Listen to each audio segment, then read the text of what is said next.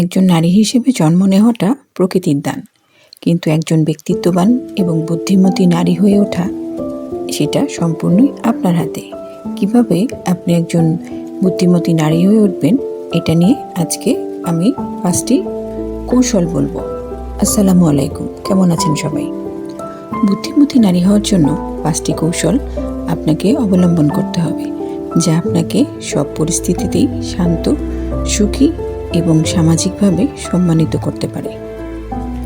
সামাজিকভাবে অনেক নারীরাই সম্মান পেয়ে থাকেন, আবার কেউ কেউ অবহেলার শিকার হন। পার্থক্যটা ভাগ্যে নয়, পার্থক্যটা হলো কিছু মনস্তাত্ত্বিক অভ্যাসে। এই ভিডিওতে বলছি 5টি কৌশল যা বুদ্ধিমতী নারীরা চুপচাপ নিজের জীবনে মেনে চলে। এই কৌশলগুলি জানলে আপনিও হয়ে উঠতে পারবেন একজন বুদ্ধিমতী নারী। আপনি কি কখনো খেয়াল করে দেখেছেন, আমাদের আশেপাশেই এমন কিছু নারী আছেন যাদের জীবনটা দেখে মনে হয় সব কিছু কত গোছানো, তাদের জীবনে সমস্যা আসে না। কিন্তু তা নয়, কিন্তু সেই সমস্যা তাদের এলোমেলো করতে পারে না। তারা খুব একটা অস্থির হয় না, তারা খুব একটা সাজগোজও করে না, তারপরেও তাদের দিকে তাকালে একটি আলাদা ব্যক্তিত্ব চোখে পড়ে। তাদের এই ম্যাজিকটা কি ভাগ্য? না, একদমই না। এটা হলো একটি বিশেষ দক্ষতা।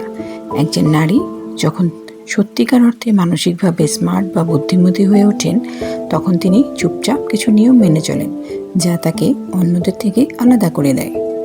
চলুন তবে জেনে নিই সেই 5টি কৌশল কি, যা আপনার জীবন দেখার দৃষ্টিভঙ্গি বদলে দিবে। আমি খুব সহজভাবে জীবনের এই গভীর কথাগুলো তুলে ধরার চেষ্টা করছি। আমরা অনেকেই ভাবি বুদ্ধিমতী হলো পরীক্ষায় ভালো রেজাল্ট করা বা অনেক বেশি বই পড়া, কিন্তু জীবনের পরীক্ষায় পাশ করাটা একটু অন্যরকম। এখানে সিলেবাস হলো মানুষ আর পরিস্থিতি। আমাদের সমাজে 2 ধরনের মানুষ দেখা যায়। একদল আছেন যারা সব কিছু উজাড় করে দিয়েও দিন শেষে দেখে তাদের কেউ মূল্য দিচ্ছে না। আর একদল আছেন যারা হয়তো খুব সাধারণ জীবনযাপন করছেন, কিন্তু তাদের মনে শান্তি আছে, পরিবারের সম্মান আছে। এই পার্থক্যটার কারণ কি জানেন? পার্থক্যটা হলো কৌশলের। সেই কৌশলগুলোর মধ্যে হলো 1 নম্বরে আমরা অস্থির হয়ে যাই। আমরা বোঝাতে চেষ্টা করি আমরা কত ভালো, আমি তোমার জন্য কত কি করেছি, আমি কতটা সৎ। কিন্তু সত্যি কথাটা কি জানেন? যাকে আপনার মূল্য বোঝাতে হয়, সে আসলে আপনার মূল্য বোঝার যোগ্যতাই রাখে না। বুদ্ধিমতী নারীরা এটা খুব দ্রুত বুঝে যায়। তিনি জানেন হীরা কখনো রাস্তায় দাঁড়িয়ে বলে না আমি দামি, আমাকে কেন।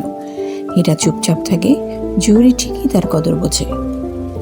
আপনি যখনই কারো কাছে নিজেকে প্রমাণ করতে যাবেন, তখনই আপনি নিজের অবস্থান নিচে নামিয়ে ফেলবেন।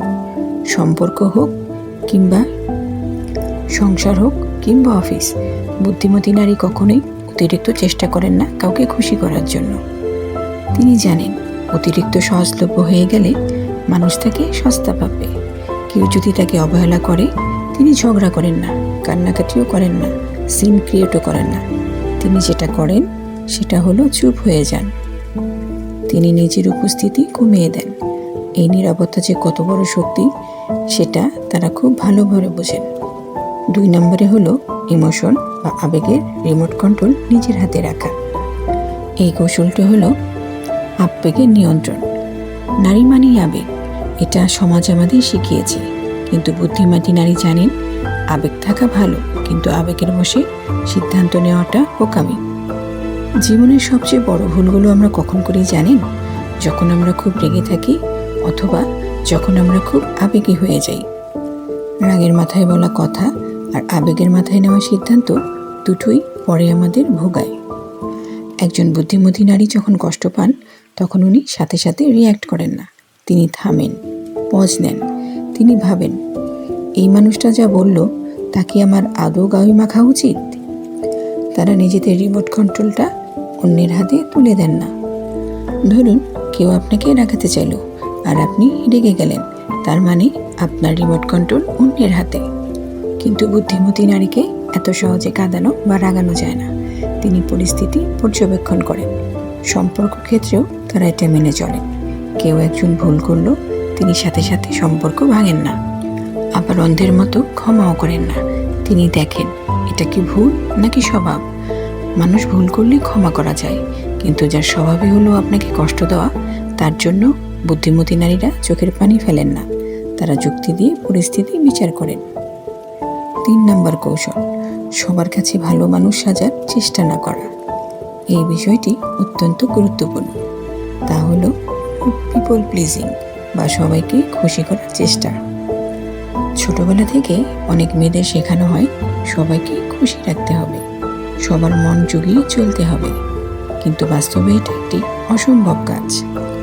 বুদ্ধিমতী নারী জানেন, আপনি যদি পৃথিবীর সবচেয়ে সুস্বাদু আমও হন, তবু এমন কিছু মানুষ থাকবে যাদের আম পছন্দ নয়, কাঁঠাল পছন্দ।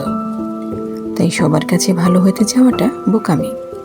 অনেক সময় আমরা দেখি সংসারের শান্তি বজায় রাখতে অনেক নারী নিজের মতামত গিলে ফেলে, অন্যায় দেখেও চুপ থাকেন।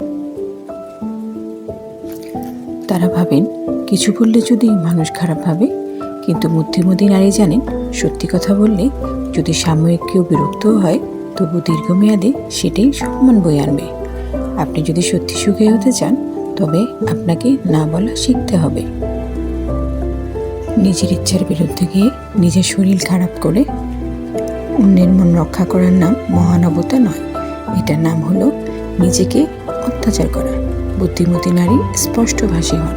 তিনি যেটা পারবেন সেটা হাসি মুখে করবেন, আর যেটা তার পক্ষে সম্ভব নয়, সেটা সে তার আত্মসম্মানে লাগে সেটা তিনি ভদ্রভাবে কিন্তু দৃঢ়ভাবে না বলে দেন। এই স্বচ্ছতার কারণে হয়তো কিছু কিছু মানুষ তাদের অহংকারী ভাবে, কিন্তু দিন শেষে সবাই জানে এই মেয়েটি বা এই নারীটি অন্তত মুখে এক আর মনে আর এক নয়। তার উপরে ভরসা করা যায়, আর এই ভরসাটাই তাকে আলাদা করে তোলে।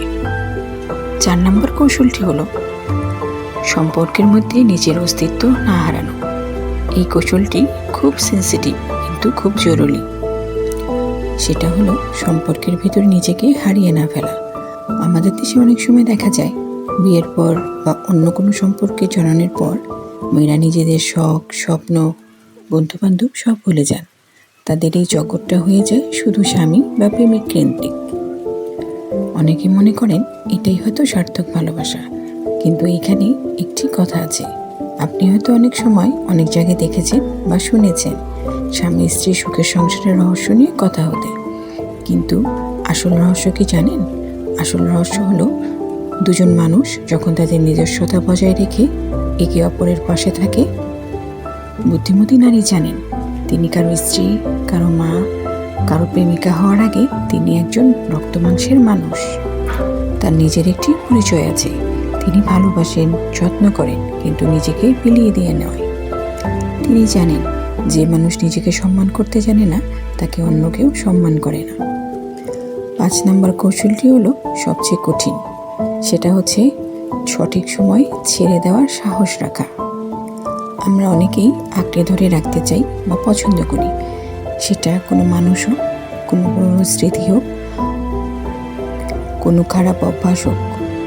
আমরা ভাবি ধরে রাখা মানেই হচ্ছে ভালোবাসা, কিন্তু বুদ্ধিমতী নারী জানেন কখনো কখনো ধরে রাখার থেকে ছেড়ে দেওয়াই বেশি শান্তি পাওয়া যায়। ধরুন আপনি একটি দড়ি খুব শক্ত করে ধরে আছেন, আর সেটা আপনার হাত কেটে ফেলছে। তখন বুদ্ধিমানের কাজ কি? দড়িটাকে আরও জোরে ধরা না ছেড়ে দেওয়া? অবশ্যই ছেড়ে দেওয়া। অনেক নারী আছেন যারা বছরের পর বছর এমন একটি সম্পর্ক যা পরিস্থিতির মধ্যে দিয়ে থাকেন যেখানে তাদের কোনো সম্মান নেই, শুধু অবহেলা আর কষ্ট আছে। তারা ভাবেন সব ঠিক হয়ে যাবে, মানুষ কি বলবে। কিন্তু বুদ্ধিমান নারী বাস্তববাদী। তিনি যখন দেখেন যে কোনো কিছু তার মানসিক শান্তি নষ্ট করছে, তার আত্মবিশ্বাস ভেঙে দিচ্ছে, তিনি সেখান থেকে সরে আসতে ভয় পান না। তিনি জানেন একলা চলা ভালো ভুল মানুষের সাথে পথ চলার চেয়ে। এই ছেড়ে দেওয়া মানে হেরে যাওয়া নয়, এই ছেড়ে দেওয়া মানে হলো নিজেকে নতুন করে বাঁচার সুযোগ দেওয়া। তারা অতীত নিয়ে পড়ে থাকে না। তারা জানেন জীবনটা সামনের দিকে এগিয়ে যাওয়ার জন্য, পেছনের দিকে তাকানোর জন্য নয়। এই 5টি কৌশলই হলো বুদ্ধিমতী নারীর গুণ। এগুলো শুনতে সহজ মনে হলেও বাস্তবে প্রয়োগ করা কঠিন কিন্তু অসম্ভব নয়। বুদ্ধিমতী নারীরা কিন্তু একদিনে এমন হননি। তারা জীবনে ভুল করে, কষ্ট পেয়ে তারপর শিখেছেন। আপনিও পারবেন। আজ থেকেই শুরু করুন। ছোট ছোট পরিবর্তন নিয়ে আসুন নিজের চিন্তা ভাবনায়। মনে রাখবেন, আপনার ভালো থাকার দায়িত্ব একান্তই আপনার। আপনি যদি প্রতিনিয়ত নিজেকে উন্নত করতে চান তাহলে ফলো করে আমার পেজের সাথেই থাকুন। ভালো না লাগলেও দেখতে থাকুন। দেখতে দেখতে ভালো লাগা ভালোবাসা হয়ে যাবে ইনশাল্লাহ।